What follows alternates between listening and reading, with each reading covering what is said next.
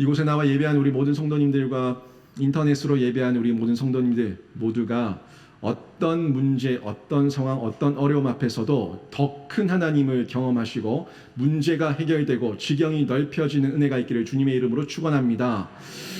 이번 한 주 어떻게 보내셨습니까? 이번 한 주는 저 개인적으로도 또 나라, 국가적으로도 참 여러 가지 문제가 있었던 한 주였습니다. 특히 국가에서는 이 남북 관계가 유화 정책을 통해서 좀 잘 돼 가는가 이렇게 생각을 하던 틈에 2018년 9월 14일에 개소했었던 남북 공동 연락 사무소가 2020년 6월 16일에 완전 폭파됐습니다. 이걸 보면서 문재인 정권의 남북 유화 정책이 다시 원점으로 돌아가는 계기가 되고 여러 비판과 거기에 대한 대응책들의 논의가 심도 있게 진행되고 있습니다. 여러분은 이런 어려움을 보시면서 어떤 생각이 드십니까? 이 한반도는 역사적으로 외침이 참 많았던 지형입니다. 지형적으로, 지리적으로 그 중요도가 있다 보니까 여러 강대국 사이에 늘 끼어서 외침을 많이 받았던 나라가 이 한반도인데 지금은 외침보다 내부적인 분열이 더 심각한 문제로 대두되고 있는 시기를 저희가 경험하고 있습니다. 한반도 안에 있는 한 민족이 70년 넘게 대치 상태로 대치 국면에 이르면서 이렇게 힘든 시간을 보내고 있습니다. 이러지도 못하고 저러지도 못하는 그런 어려움 가운데 저희가 처해 있는데 여러분은 이 대한민국의 내적 외적 어려움 어떻게 해결해야지 문제가 풀려질 것처럼 보입니까? 제가 3주간 다윗에 대한 이야기를 계속 증거하고 있습니다. 다윗을 통해서 우리가 배울 점이 뭘까요? 다윗은 그 모든 어려움과 국면들, 그 모든 문제들을 어떻게 해결했는지 여러분 보고 계십니까? 점점 강성해진 이유가 뭐 때문이었습니까? 분명히 문제로 봤을 때, 상황으로 봤을 때는 강성해질 수가 없는 상황인데 다윗은 점점 강성해졌던 것을 확인할 수가 있습니다. 이 대한민국은 하나님의 은혜 가운데 개국되고 여기까지 오면서 하나님의 은혜를 정말 많이 입은 나라고 국민입니다. 민족입니다. 이런 나라가 어떻게 하면은 다시 살 길을 찾을 수가 있겠습니까? 오늘 이 내용을 잠시 찾아볼 건데 오늘 본문도 블레셋이라고 하는 민족이 2번이나 연이어서 다윗을 침략하고 침공하는 사건을 기록하고 있습니다. 이런 큰 대적의 위협 앞에서 다윗은 떨지 않고 겁내지 않고 2번 다 하나님께 물으면서 하나님의 은혜 가운데 대승을 거두게 되는 장면을 저희가 볼 수가 있습니다. 여러분 오늘 본문 말씀을 보시면서 혹시 느낀 부분이 있습니까? 여러분에게 어떤 도전이 있습니까? 이런 부분 한번 보시죠. 보시게 되면은 먼저 지금 다윗을 공격하고 있는 이 대적 블레셋은 그냥 만만한 대적이 아니라는 겁니다. 큰 대적이에요. 정말 큰 대적이고 다윗에게 있어서는 골칫거리가 될 수 있는 대적이었습니다. 하지만 이 대적을 상대하는 다윗의 모습은 아주 당당합니다. 블레셋이 다윗을 만만하게 봤어요. 블레셋이 이 다윗을 아주 하찮게 봤습니다. 다윗은 사울을 피해서 광야와 이방 나라를 떠돌면서 망명했었던 적이 있었는데 그때 한때 블레셋 왕의 보호를 받았던 적이 있습니다. 그렇다 보니까 헤브론에서 남쪽에 있는 유다를 다스리고 있을 때 블레셋은 그냥 생각하기를 다윗 우리들의 속국 정도지, 우리들의 봉신 정도지, 우리가 한번 들고 일어나면 끽소리 못하고 쩔쩔매는 정도의 수준이지 이렇게 생각하고 있었어요. 그런데 다윗 앞에 어떤 일이 벌어집니까? 온 이스라엘의 지파와 장군들과 군인들이 모두가 다윗 앞에 몰려와서 그를 왕으로 추대합니다. 그리고 왕으로 세우고 그 앞에 충성을 맹세하는 이 모습을 봤습니다. 예루살렘에서 도시를 창건하고 수도를 창건하고 새 왕으로 등극하는 것을 봤어요. 그러고 나니까 블레셋이 이거 좀 잘못되고 있는데 하는 생각이 든 겁니다. 그래서 버릇을 들이기 위해서 다윗을 길들이기 위해서 지금 군대를 이끌고 침략을 하게 되는데 첫 번째 침략에서 패배했습니다.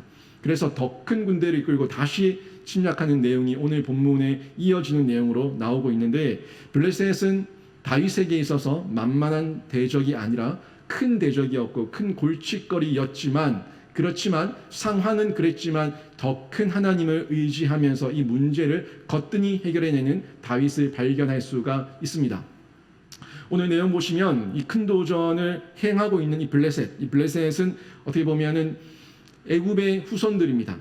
그 혈통으로 봤을 때에는 애굽의 후손들이고, 그 후손들 가운데 여러 지파, 여러 민족으로 나눠진 그 갈래 가운데 한 블레셋 민족이었어요. 이들은 지중해 연안의 5개의 도시를 거점으로 해서 아주 큰 옥토를 차지하고 있었습니다. 또 지중해에 있는 그 무역권을 장악하고 있었어요. 부유한 나라였고 일찍부터 철병거를 가지고 있었던 강력한 민족이었습니다. 그 5개의 도시는 아스돗, 가사, 에스글론, 그리고 갓, 이렇게 5개의 도시를 중점으로 해서 그 영역을 확대하고 있었는데, 아주 강한 민족 맞고 심지어는 사울 왕을 죽였던 민족이 블레셋입니다. 사울이 죽었죠. 누구한테 죽었습니까? 블레셋과의 전투에서 죽었어요.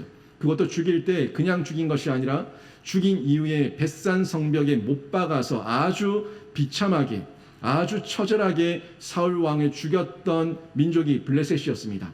이런 블레셋을 다윗이 만만하게 볼 수가 없었던 거죠. 자신의 바로 앞에 왕이었던 그 왕을 죽였던 나라, 그 민족이 블레셋이었기 때문에 이 다윗에게 있어서도 그렇게 쉽게 볼 만한 만만한 민족은 아니었던 겁니다.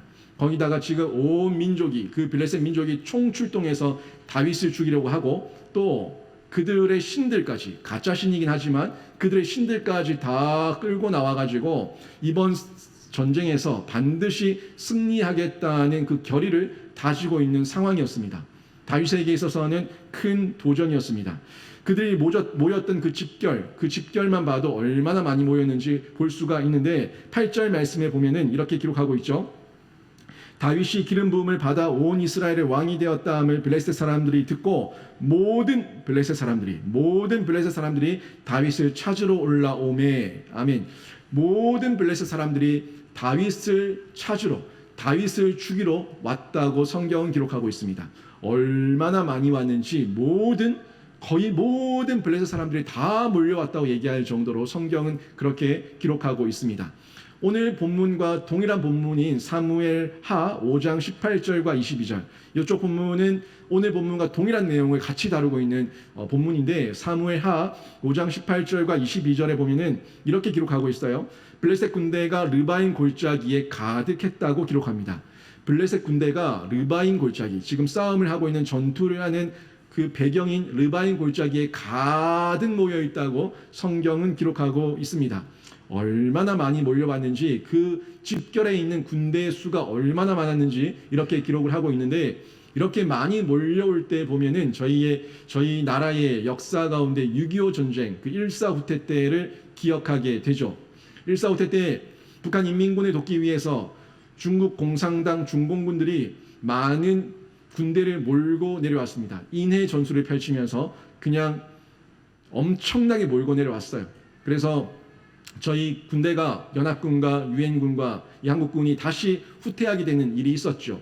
물론 블레셋의 그 땅은 우리 한국의 강원도 정도밖에 되지 않은 자그마한 땅입니다.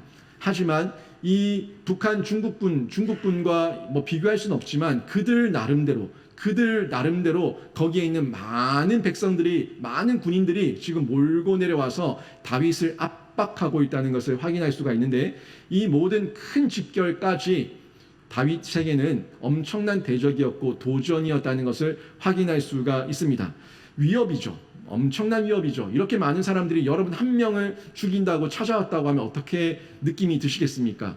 그냥 오는 것도 아니고 칼을 가지고 옵니다. 창을 가지고 옵니다. 살인 무기를 가지고 나를 죽이겠다고 몰려오는 그 군대 앞에서 여러분 어떤 위협을 느끼겠습니까? 다윗도 인간이기 때문에 그 위협을 느낀 거예요. 8절 말씀해 보니까 다윗을 찾으러 다 올라오매. 이 사람들의 목적은 딴 거 아닙니다. 땅을 점령하는 것도 아니고 오직 하나, 다윗 죽이겠다고 이 마음 가지고 들어온 거예요. 지금 몰려온 겁니다. 이런 마음이 다윗에게 있다 보니까 다윗도 겁날 수 있습니다. 두려울 수 있습니다. 그렇죠? 나 때문에 우리 군대가 죽으면 어떡하지? 우리 백성들이 죽으면 어떡하지? 나 때문에 이런 전쟁이 벌어졌으니까 내가 뭐라고 하는 마음도 들 수가 있어요. 여러 가지로 지도자가 흔들릴 수 있는 그런 아주 위협적인 상황 가운데 놓여져 있습니다. 이런 위협 가운데 다윗은 하나님을 철저하게 의지합니다. 더군다나 다윗이 지금 이 일을 맞닥뜨리고 있는 것은 얼마 되지 않았어요. 다윗이 왕이 된 지 얼마 되지 않은 상황 가운데 이 군대가 몰려온 겁니다. 우리 한국말 가운데 호사다마란 말이 있죠. 호사다마. 좋은 일이 있고 난 이후에 그 더 큰 위험과 도전이 있을 수 있다는 이야기인데, 좋은 일이 있은 만큼 그만큼 도전도 클 수 있다는 것을 저희가 이 호사다마라는 이 단어를 통해 가지고 확인할 수가 있는데, 다윗도 지금 그 상황에 처해 있는 겁니다. 왕이 되었어요. 온 이스라엘의 왕이 되었는데 적군이 다윗 한 명 죽이겠다고 엄청난 전쟁을 일으키면서 지금 밀어 닥치고 있는 겁니다. 그래서 다윗은 하나님을 더 의지합니다. 하나님을 더 바라봅니다. 여러분 어떻습니까?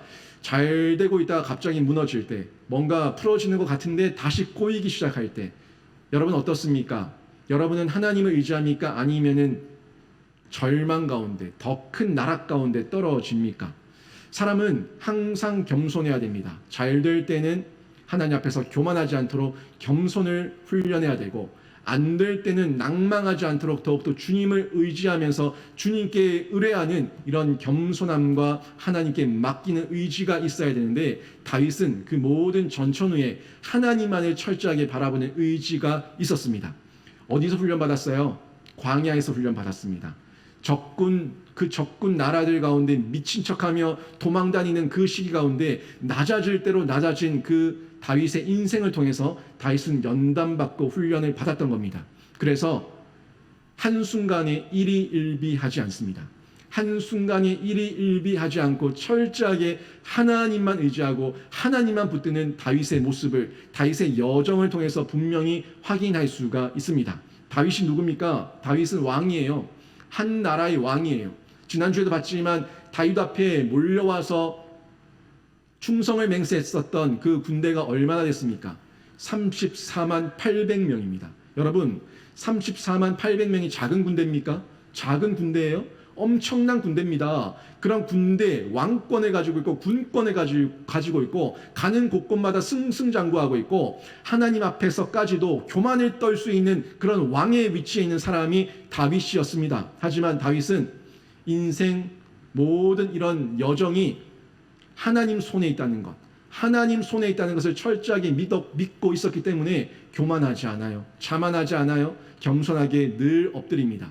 그 여정을 보면 분명히 알 수 있죠. 나단 선지자를 통해서 당신이 그 불의한 왕이라고 책망받았을 때 나단 선지자 당장 잡아 죽여 라고 말할 수도 있는 왕이었지만 그는 바로 그 자리에서 무릎 꿇습니다. 바로 무릎 꿇고 죄를 덮어쓰고 금식하면서 하나님 앞에 회개하는 그 겸손의 모습이 있었던 사람이 다윗이었기 때문에 이 왕 다윗은 하나님의 큰 도움 앞에 다시 한번 무릎을 꿇게 됩니다. 자기의 힘을 의지하기보다 먼저 하나님께 묻고 나아갑니다. 자기 힘으로 싸울 수 있죠. 자기 힘으로 대적할 수 있죠. 하지만 먼저 묻는 거예요. 먼저 하나님께 물으면서 하나님께서 어떻게 명령하시는지 그 명령 앞에 순종하겠다는 낮은 자세로 엎드리는 다윗의 모습을 확인할 수가 있습니다. 우리도 하나님의 도움만 받으면요, 백전백승이에요. 다윗이 이렇게 하나님을 철저하게 의지했던 이유는 그 모든 문제, 그 모든 위기 해결해 주시고 극복하게 해주실 분이 하나님이신 것을 분명하게 알고 있었기 때문에 하나님 앞에 맡기는데, 여러분도 하나님이 나의 큰 도움이시라는 이 믿음만 있다면 여러분의 인생 가운데, 여러분의 생업 가운데, 여러분의 자녀들 가운데 하나님께서 백전백승 이기게 하시는 축복을 허락하실 줄로 믿습니다. 다윗이 이걸 의지하고 있었던 겁니다. 속된 이야기로 하나님 앞에서 머리 들밀지 않았어요. 하나님 앞에서 버팅기지 않았어요. 그냥 하나님 앞에 문제 있으면은 먼저 엎드리는 게 훈련이 돼 있었습니다. 먼저 엎드리고 먼저 기도하는 게 훈련되어 있었던 사람이 다윗이었습니다. 그러니까 그러니까 결국에는 승리를 주는데 하나님이 승리를 주는 거예요. 하나님이 함께 하시니까, 하나님의 임재가 있으니까 하나님이 승리를 맛보게 하십니다. 여러분, 하나님의 군대가 지면 됩니까? 하나님의 군대가 지면 돼요? 하나님의 군대가 지면 하나님이 진 겁니다. 있을 수가 없는 일이에요. 하나님의 임재는 하나님의 군대인데, 하나님의 임재는 하나님의 군대인데, 하나님의 군대가 먼저 나가서 싸우면은 이기는 줄로 믿습니다. 다윗이 오늘 싸움에서도 그 싸움을 맛보고 있지 않습니까? 계속 한번 보시자고요. 어떤 계략과 어떤 인간의 지혜, 인간의 총명이 있다 할지라도 하나님을 능가할 수 없습니다. 하나님을 능가할 수 없어요. 하나님은 그 어떤 인간의 모든 지혜보다 능한 분이시고 모략의 하나님이십니다. 전쟁에 있어서도 하나님은 가는 곳곳마다 승리할 수밖에 없는 최고의 용사시고 최고의 군대이기 때문에 질 수가 없어요. 그 하나님을 다윗이 의지하고 있는 겁니다. 유일한 하나님, 영원한 하나님, 무한한 하나님, 그 하나님을 다윗이 의지하고 있기 때문에 승리하는 겁니다. 사무엘상 5장에서도 그 모든 세상의 우상들은 헛된 것이라는 것을 분명히 보여주셨죠. 법궤를 빼앗겼습니다. 법궤를 빼앗겨서 블레셋에게 빼앗겨가지고 블레셋의 여러 도시들을 돌아다녔는데 가는 곳곳마다 어떤 일이 벌어집니까? 그 블레셋 국민들에게, 백성들에게 그 도시에 재앙이 일어나요. 저주가 일어나요. 그들의 그렇게 철저하게 믿고 의지했던 신상들이 넘어지고 목이 부러지고 팔목이 잘려나갑니다. 두려워 떠는 거예요.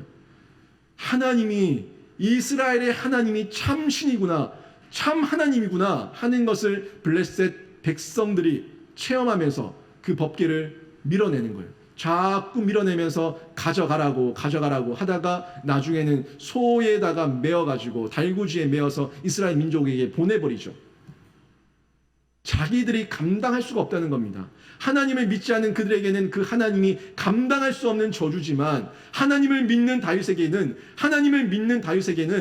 그 하나님의 법궤가 오는 것이 춤을 추고 기뻐하고 하나님 앞에 환호할 만큼의 영광스러운 기쁨이었던 겁니다.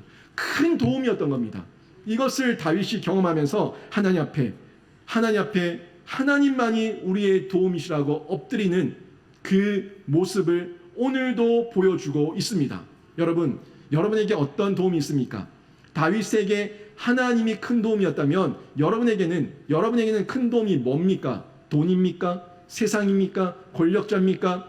그 어떤 사람들의 재능과 사람들이 가지고 있는 세상에서 우리를 유혹하는 그 모든 세상 가치입니까? 아니요. 우리 그리스도인들, 우리 성도들의 큰 도움은 예수 그리스도인 줄 믿습니다. 예수 그리스도께서 여러분의 죄 때문에 십자가에서 죽으셨습니다. 그리고 여러분의 영생을 위해서, 여러분에게 영원한 영생을 주시기 위해서 그 무덤에서 부활하셨습니다. 또 예수 그리스도께서 여러분에게 그 모든 구원이 완성되고 하나님의 그 나라에 입주하게 하시기 위해서 하나님의 지혜 성령님을 보내주셨습니다. 여러분이 이제 예수 그리스도만이 나의 도움이시라고 믿고 받아들이고 그분 앞에 늘 의지하면서 하나님 앞에 물으면은 하나님께서는 오늘 다윗에게 임하셨던 것처럼 여러분에게도 친히 말씀하셔서 여러분에게 나갈 길을 알려주실 줄로 믿습니다. 이 믿음을 가지고 저희가 기도하는 겁니다. 그래야지 조바심이 안 나요. 그래야지 더 간절함과 신념을 가지고 하나님 앞에 기도할 수가 있는 겁니다. 여러분, 세상의 계산적인 도움을 의지하지 마십시오. 유한한 도움을 부러워하지 마시고 사랑으로 거저 도와주시는 예수 그리스도의 큰 도움을 의지하는 성도가 되시기를 주님의 이름으로 축원합니다. 또한 이 다윗에게는 이 큰 도움을 향한 믿음이 있었어요. 큰 믿음이죠. 큰 믿음이 있었습니다.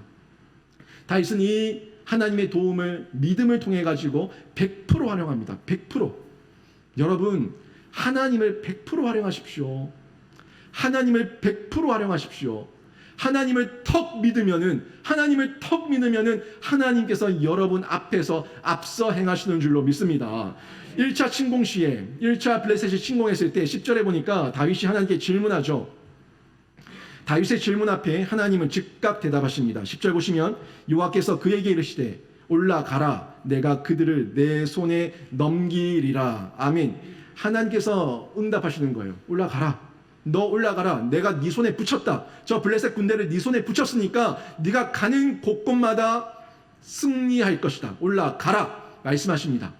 2차 침공이 벌어집니다. 2차 침공 때 다윗의 태도가 어땠습니까?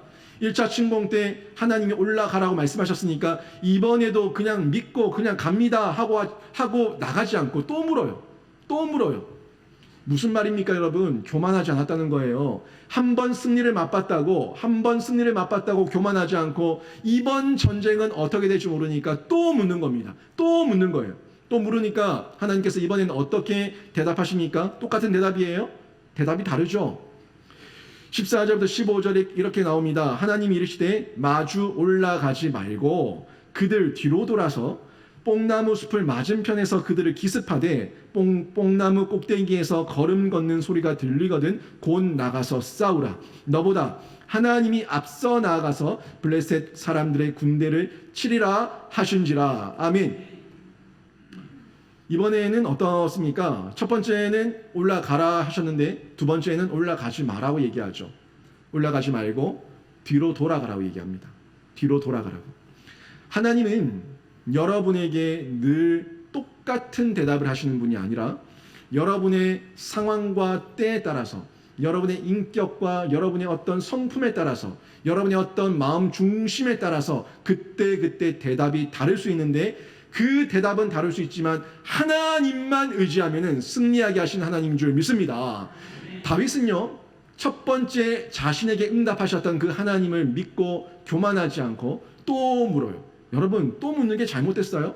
하나님께 또 묻고 또 의지하고 또 의지하는 게 잘못됐습니까? 그게 불신앙이에요? 아닙니다. 하나님을 더 의지하는 겁니다. 더 의지하는 거예요. 여러분, 한번 예수 그리스도를 믿고 나서 주님께서 터치하셔가지고 눈물 콧물 쏟으면서 온통 바닥을 뒹굴면서 하나님 앞에 통회하며 회개하며 기도한 기억이 있습니까?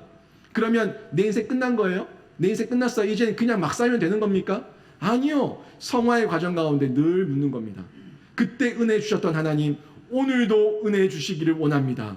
그때 만나 주셨던 하나님 오늘도 만나 주시기를 원합니다 하는 마음으로 늘 부르짖는 겁니다. 늘 부르짖고 늘 주님 앞에 물으면서 하나님의 영적 대답, 영적 응답을 늘 받으면서 나가는 것, 이게 우리 성도들에게 필요한 겁니다. 여러분, 이게 큰 믿음이에요.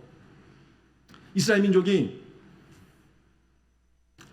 하나님 앞에 은혜를 많이 입었죠. 출애굽했을 때 하나님께서는 하나님의 임재를 날마다 보여주셨습니다. 구름 기둥과 불 기둥으로 눈만 들면은 하나님의 임재를 볼 수 있는 하나님의 군대를 그곳에 주둔시키셨어요. 그런데도 불구하고 이스라엘 민족은 어떻습니까? 안 보죠. 안 보니까 임재를 경험하지 않는 거예요. 안 보니까 하나님의 임재가 느껴지지 않는 거예요. 그래서 하나님께서 만나와 메추라기를 주십니다. 매일마다 만나와 메추라기를 주는데 이스라엘 민족이 탐욕스러워가지고 하나님 앞에서 그 만나를 쓸어 담아요. 내 집안에, 내 창고에 가득가득 쌓아두겠다고 다 쓸어갑니다. 어떻게 됐습니까? 다 썩어서 쓸모없는 쓰레기가 됩니다. 뭐라고 얘기하세요? 그날 받을 양식을 그날 거두라고 얘기합니다. 여러분, 여러분에게 과거에 주셨던 그 하나님, 과거에 주셨던 그 말씀이 아니라 오늘 임재하시는 하나님의 말씀이 여러분 귓가에 있기를 주님의 이름으로 축원합니다. 말씀이 그래서 필요한 겁니다. 매일매일의 양식, 매일매일의 영적 양식이 왜 필요합니까? 오늘 만나야지, 오늘 하나님을 만나야지, 지금 하나님을 만나야지 우리가 살기 때문에 하나님의 임재가 지금 필요한 겁니다. 다윗은 저번 전투 때 만났던 하나님, 그 하나님도 하나님이지만 이번 2차 침공 때도 또 만나 주실 하나님을 의지하면서 하나님께 나가는 거예요. 이게 믿음이에요. 더 큰 의지, 더 큰 도움, 더 큰 믿음, 이게 다윗에게 있었기 때문에 다윗은 어디를 가든지 승승장구할 수가 있었습니다. 여러분, 하나님께 여쭤보세요. 그게 기도입니다. 늘 여쭤보세요. 늘 여쭤보시고 하나님께 내 말만 하고 내 말만 다 쏟아내고 벌떡 일어나서 가버리지 마시고 또 잠잠히 기다리시면서 하나님께서 나에게 어떤 음성을 주시는지 들으시기를 바랍니다. 여러분에게 하나님께서 어떻게 음성으로 들려주실까요? 여러분은 하나님의 음성 듣는 것을 어떻게 이해하고 계십니까? 하나님께서 말씀하실 때 효진아 그렇게 말씀하실까요? 우리 하나님 저에게 그렇게 말씀하지 않습니다. 여러분 심리적인 환청이나 또는 사단의 음성을 하나님의 음성으로 들으면 안 됩니다. 제가 그런 청년들을 몇 명 봤어요. 하나님께서 저 자매와 결혼하라고 하셨다고. 하나님께서 저 형제와 결혼하라고 하셨다고 말하는 말도 안 되는 환청을 들은 형제 자매들을 몇몇 봤습니다. 그런데 그 상대는 그런 얘기를 들은 적이 없다는 거죠. 그럼 누가 틀린 겁니까? 우리 하나님 몇 년, 몇 월, 며칠, 몇 시, 몇 분에 동성로 어디 무대 앞에 서 있다가 지나가는 검은색 옷을 입은 사람을 만나라 그렇게 말씀하지 않습니다. 만약에 그 사람을 만났는데 어떤 한 사람을 만났는데 그 한 사람 때문에 내 인생이 완전히 망가졌어요. 완전히 패가 망신을 했어요. 그럼 내 인생 끝난 겁니까? 이제 하나님 필요 없는 거예요? 그 한 사람을 잘못 만나서 내 인생이 패가 망신했다고 하더라도 내 인생을 다시 역전시킬 수 있는 분이 우리 하나님인 줄로 믿습니다. 만약에 그 한 사람이 내 인생을 망쳐서 나는 하나님의 도움을 입을 수가 없는 존재가 됐다면 우리 하나님 아닌 거예요. 그 어떤 공경 가운데, 그 어떤 어려운 가운데, 그 어떤 궁핍한 가운데 쓰러져 있는 존재라고 할지라도 하나님 손에 들어가면은 바꿀 수 있는 분이 우리 하나님이에요. 어떤 역경과 환경도 바꿀 수 있는 분이 우리 하나님입니다. 그래서 저 한 사람 때문에 내가 살았다? 아니요. 저 한 사람 때문에 내가 망했다? 아니요.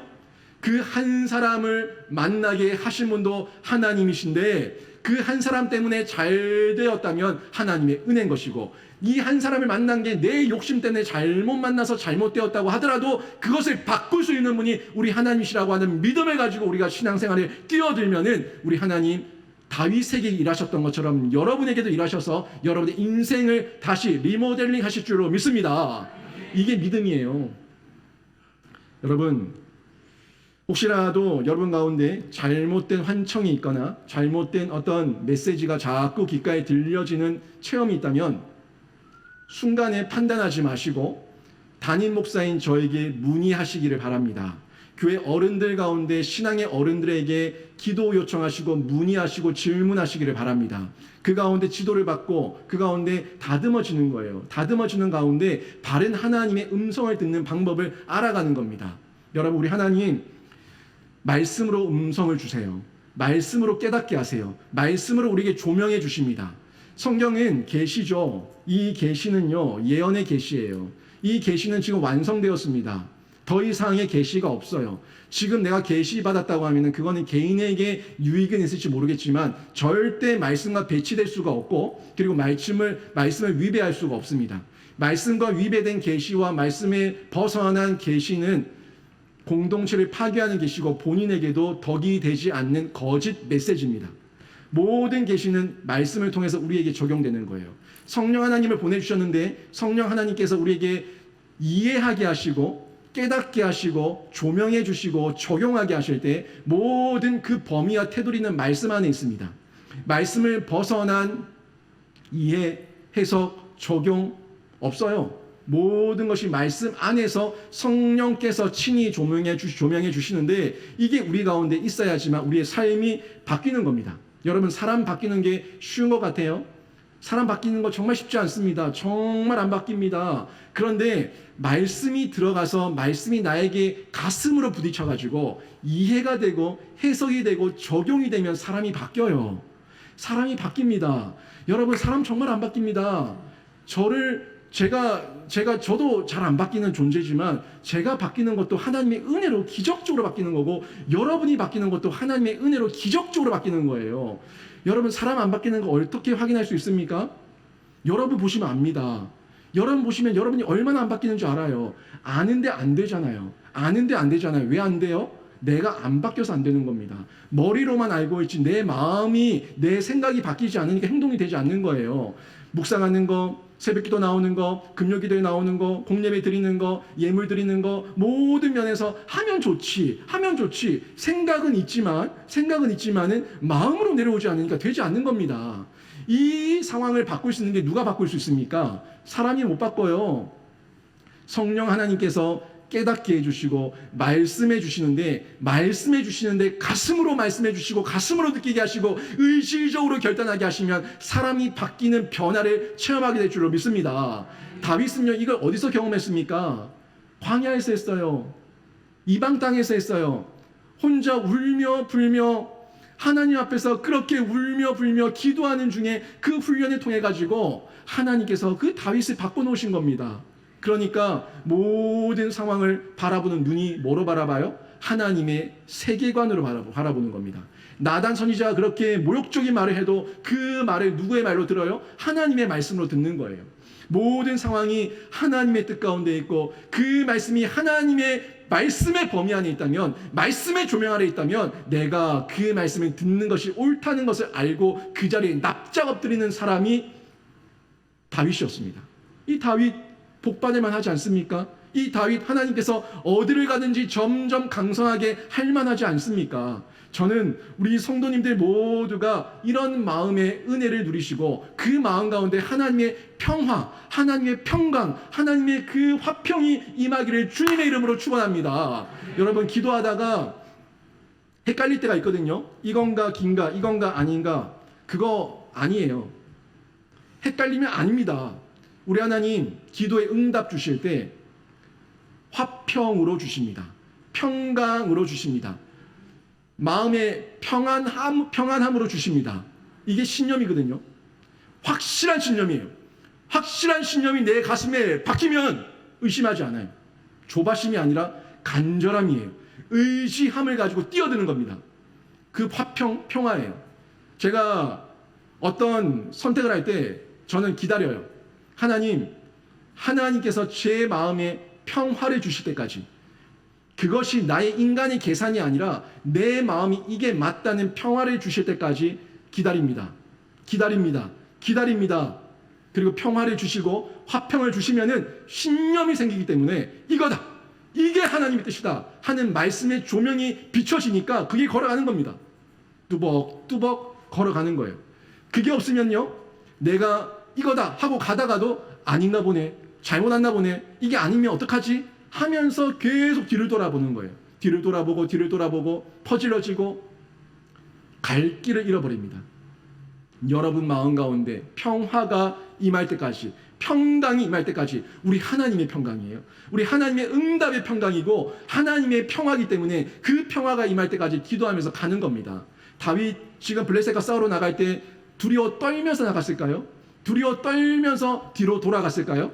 아니요. 다윗은 당당하게 걸어가는 거예요. 하나님 말씀이니까 제가 아멘으로 순종하며 이 길을 걸어갑니다 하면서 걸어가는 거예요. 가면서 싸우는 거예요. 싸우는데 왜 힘이 안 들겠습니까? 하지만 하나님께서 보내신 길이라는 믿음이 있으니까 그 길을 끝까지 걸어가서 결국에는 승리하는 승리를 맛보게 된 겁니다. 여러분, 이게 큰 순종 아닙니까? 엄청난 순종이죠. 16절 말씀 보십시오. 다윗이 하나님의 명령대로 행하여, 하나님의 말씀대로 다윗이 행했다고 분명히 기록하고 있는데 이게 큰 순종입니다. 말씀대로 행하여, 이게 큰 순종이에요. 15절에서는 어떻게 얘기합니까? 뽕나무 꼭대기에서 걸음 걷는 소리는 하나님의 군대의 진격 소리였어요. 그리고 앞부분 뒷부분 보니까 하나님께서 너보다 먼저 가서 싸우신다고 말씀하고 있어요. 결국에는 내가 뽕나무 뒤에 숨어 있다가 뽕나무 그 위에서 꼭대기에서 하나님의 군대의 소리가 임하면은 더더욱 확신 가지고 뛰어들어라 이거예요. 다윗이 그 모습을 확인하면서 믿음으로 싸웠습니다. 담대함으로 싸웠습니다. 확신 가지고 싸웠습니다. 그리고 결국에는 큰 승리를 얻게 되죠. 야곱도 그랬죠. 야곱 뒤로는 라반 삼촌의 미움과 이제 돌아갈 수 없는 그 집이 돼버렸고, 앞으로는 형 에서가 군대를 이끌고 자기를 치러 오고 있는데 이러지도 못하고 저러지도 못하고 약복강에서 하나님 앞에서 처절하게 나를 죽이시든지 나를 살리시든지 하나님 뜻대로 하라는 마음으로 그렇게 기도할 때 누구를 만납니까? 하나님의 군대를 만나는 거예요. 하나님의 군대를 만나서 하나님의 군대가 복을 주시니까 에서의 마음이 바뀌어버리죠. 죽이러 왔던 에서가 야곱을 보고 안고 껴안고 울면서 그 야곱을 영접하는 에서로 바뀌어버립니다. 하나님의 군대는 싸우기도 하시고, 하나님의 군대는 새로운 사람을 만나기도 하시고, 하나님의 군대는 내 대적의 그 마음을 돌이키기도 하시고, 하나님의 군대는 모든 상황 가운데 우리가 예측하지 못했던 놀라운 기적과 일들을 행하시는 군대가 하나님의 군대인 줄로 믿습니다. 이 하나님의 군대의 임재가 있으면은 점점 강성하는 거예요. 점점 강성하는 겁니다. 아람 군대가 엘리사를 죽이기 위해서 도단성을 포위했습니다. 엄청난 마병과 군대가 도단성을 포위하고 있는데 엘리사 끔찍도 하지 않고 있습니다. 엘리사의 군대가 새파랗게 질려서 덜덜 떨고 있는데 그때 하나님께서 엘리사의 사환에게 하나님의 군대를 보게 하시죠. 열왕기하 6장 17절입니다. 같이 한번 읽어볼까요? 시작. 여호와여 원하건대 그의 눈을 열어서 보게 하옵소서. 그가 보니 불말과 불병거가 산에 가득하여 엘리사를 둘렀더라. 아멘. 여러분, 엘리사의 눈에는 자기를 둘러싸고 있는 하나님의 군대가 보이는 거예요. 근데 사환의 눈에는 보이지 않아요. 그래서 엘리사가 기도합니다. 그에게도 눈을 열어서, 영안의 눈을 열어서 하나님의 군대를 보게 하옵소서라고 했더니 그 불말과 불병거가 엘리사를 호위하고 있는 것을 보게 된 겁니다. 베드로가 예수님을 잡으러 왔던 그 종의 귀를 칼로 쳐서 떨어뜨렸을 때 예수님께 소통치시면서 뭐라고 얘기합니까? 내가 지금 하나님 아버지께 간구해서 아버지께 말씀드려서 12군단의 군대를 여기 임하게 할 수 없어서 이러고 있는 줄 아느냐? 할 수 있지만 하나님의 뜻을 이루기 위해서, 하나님의 뜻을 이루게 하기 위해서 내가 인내하고 기다리고 내가 이 길을 걸어가고 있다고 말씀하시죠. 여러분, 우리 하나님의 군대가 이런 군대예요. 여러분 눈에 보이지 않습니까? 아니요. 여러분의 영안만 뜨이면은 이 대한민국을 호위하고 있는 하나님의 군대를 볼 줄로 믿습니다. 여러분과 이 영신교회를 보호하고 호위하고 있는 하나님의 군대를 볼 줄로 믿습니다. 상황 보니까, 땅 쳐다보니까, 위를 못 보니까 지금 두려워 떨고 있지만 위를 올려다보고 하나님을 바라보면 우리 모든 믿음의 권속들, 우리 하나님께서 호위하고 눈동자같이 보호하며 지키시는 줄로 믿습니다. 이게 하나님이시거든요. 이분이 우리 하나님이시거든요. 문제보다 더 큰 하나님, 위협보다 더 큰 하나님, 대적보다 더 큰 하나님, 그 더 큰 하나님이 우리의 하나님이시고 다윗의 하나님이에요. 11절에 보면은 다윗은 블레셋에서 치고 나서 이렇게 말하죠. 하나님이 물을 쪼갠같이 내 손으로 내 대적을 흩으셨다 하므로 그곳 이름을 바알브라심이라 부르니라. 아멘. 여러분이 바알브라심이 뭡니까? 바알브라심, 쓰레기가 한참 이 무더기를 쌓아서 이루고 있는데, 무더기 산에 이루고 있는데 홍수가 한번 불어 닥치니까 그 쓰레기를 다, 그 산 같은 쓰레기, 그 산 같은 모든 문제들, 그 모든 것들을 다 흩어버리시는 거예요. 다 흩어버리시는 그 하나님을 보게 되는데, 이걸 경험하고 바알브라심이라고 지금 다윗이 이름을 붙이고 있는 겁니다. 모든 대적들과 문제들을 홍수가 휩쓸어버리듯이 휩쓸어서 흩어버리시는 그 하나님을 다윗이 경험한 거예요. 그리고 이 대적들이 이렇게 당하고 나니까 어떻게 도망갑니까? 이번 전쟁 우리가 반드시 이긴다고 여기면서, 믿으면서 자신들의 우상들까지 다 끄집고 왔는데, 다 끌고 왔는데 도망가는데 이 우상이 뭔 문제야? 이 무슨 상관이야? 도망가는데 더 방해만 되지. 도망가야 되는데, 걸음아 나 살려라 도망가야 되는데 이 우상이 있으니까 뭐가 돼요? 우상 지키다가 내가 죽겠다는 거예요. 그래서 어떡합니까? 우상을 다 버리고 도망갑니다. 다 버리고 도망가니까 12절에서 다윗이 우상들을 다 쓸어 모아가지고 불태워 버리죠. 하나님의 능력이에요. 하나님의 능력이에요. 여러분, 미국이, 북한이 별짓을 다 해도 우리 한국은 늘 노심초사하고 있지만, 저 미국이, 북한이 별짓을 다 해도 꿈쩍도 안 하는 이유가 뭔지 압니까? 자기들의 군대가, 자신들의 군대가 북한과 비교할 수 없을 정도로 강력한 화력을 갖고 있다는 것을 믿고 있으니까 미국은 꿈쩍도 하지 않는 겁니다. 늘 우리 대한민국만 벌벌 떨고 있는 거예요.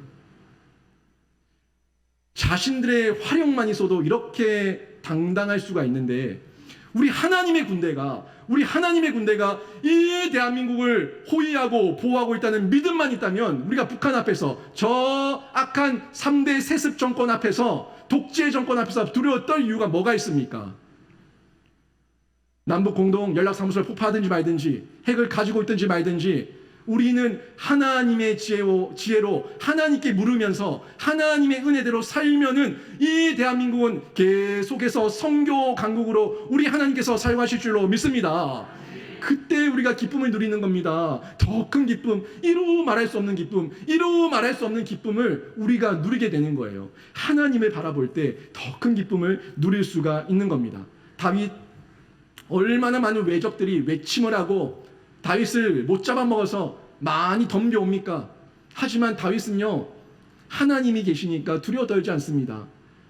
그때마다 하나님께 물으면서 하나님의 은혜 가운데 나아가서 승리를 맛보고 더 큰 기쁨을 맛보는 그 한 명의 체험자로, 주인공으로 살아가고 있는 겁니다. 시편 말씀 한번 보시죠. 시편 21편 1절과 6절 말씀은 요약하면 이렇게 정리가 되는데, 같이 한번 읽어볼까요? 시작. 여호와여, 왕이 주의 힘으로 말미암아 기뻐하며 주의 구원으로 말미암아 크게 즐거워하리이다. 그가 영원토록 지극한 복을 받게 하시며 주 앞에서 기쁘고 즐겁게 하시나이다. 아멘. 이 모든 기쁨의 근원이 하나님께 있어요. 모든 복받음과 모든 구원과 우리가 기뻐할 수 있는 이유가 하나님께 있다고 시편 기자는, 다윗은 지금 기록하며 고백하고 있는데, 여러분, 세상에서 일희일비하지 마시고 여러분 마음 가운데, 여러분 삶 가운데 날마다 임재하시는 하나님의 기쁨과 하나님의 복이 여러분 삶 가운데 충만하기를 주님의 이름으로 축원합니다. 또한 이 상황을 통해서 우리는 점점 강성해지는 거예요. 명성이 떨쳐지는 겁니다. 어때요? 다윗이 침략을 당했어요. 다윗이 침략을 당했지만 다윗은 도리어 유명해집니다. 침략을 당했지만 피해를 본 것이 아니라 도리어 더 명성을 얻게 되는 거예요. 역대상 14장 17절 말씀 한번 보겠습니다. 같이 읽습니다. 시작. 다윗의 명성이 온 세상에 퍼졌고 여호와께서 모든 이방 민족으로 그를 두려워하게 하셨도다. 아멘. 백성들의 신임을 얻게 되었습니다. 또한 얻음과 동시에 세계적으로도 온 이웃 가운데, 온 열방 가운데 명성을 얻게 된 거예요. 명성을. 하나님의 군대가 다윗과 함께 하니까 더 큰 기쁨, 더 큰 명성, 이렇게 점점 더 잘 되는 복을 누리게 되죠. 또한 영광도 함께 누리게 됩니다. 이 영광이라고 하는 것은 다 하나님께 올라갔다가 하나님께 또 우리에게 쏟아부어 주시는 복이지만, 다윗도 영광을 얻게 되는 거예요. 16절 말씀을 보니까 2차 전투에서 기브온부터 게셀까지의 땅을 더 확보하게 됐다고 이야기하고 있죠. 약 30km나 되는 엄청난 땅이에요. 사울 왕이 죽는 그 전쟁 때에 빼앗겼던 땅을 다윗은 침략을 당했다가 도리어 그 넓은 땅, 기브온에서 게셀까지의 그 넓은 땅을 다시 확보하게 됩니다. 다시 얻어내게 되는 거예요. 누가 주신 겁니까? 하나님의 군대가 다윗과 함께하니까 그에게 승리의 영광과 전리물의 영광과 땅을 얻게 하는, 더 많은 것을 얻게 하는 영광을 외적으로도 누리게 하신 겁니다. 여러분, 다윗이 이런 영광을 날마다 누리면서 날마다 모든 영광 하나님께 올려드리니까 그 영광 받으신 하나님께서 또 모든 영광과 은혜를 다윗에게 흘려보내주시는 그 복을 다윗 왕조가, 그 가문이 대대손손 누리면서 살게 된 겁니다. 여러분, 여기서 한 가지 꼭 짚고 넘어갈게요. 사울도 하나님께 물었어요. 사울도 블레셋이 침공했을 때 어찌할 바를 몰라가지고 접신한 여인을 찾아가기도 하고 또 하나님께 묻기도 하고 물었어요. 물었는데 사울에게는 대답해 줍니까? 안 해줍니까? 안 해줘요. 안 해줍니다. 우리 한번 볼까요? 사무엘상 28장 6절입니다. 사무엘상 28장 6절 같이 한번 읽어봅니다. 시작. 사울이 여호와께 묻자오되 여호와께서 꿈으로도 울림으로도 선지자로도 그에게 대답하지 아니하심으로. 아멘. 대답 안 해요. 한 번 물어도 안 해. 두 번 물어도 안 해. 세 번 물어도 안 해. 안 하는 거예요. 그런데 다윗은 어떻습니까? 다윗은 오늘 보니까 물으면 물을 때마다 바로 즉각적으로 대답하시는 하나님을 확인할 수 있지가 않습니까? 왜 사울에게는 대답하지 않았을까요? 왜 사울에게는 대답하지 않았을까요? 말씀을 버렸기 때문에. 왕이 여호와의 말씀을 버렸기 때문에 결국에는 응답하지 않는 겁니다. 사무엘상 13장 13절 14절 말씀 한번 보시죠. 13장 13절 14절 보면은 사무엘이 사울에게 책망하는 내용입니다. 뭐라고 책망하는지 보시죠. 왕이 하나님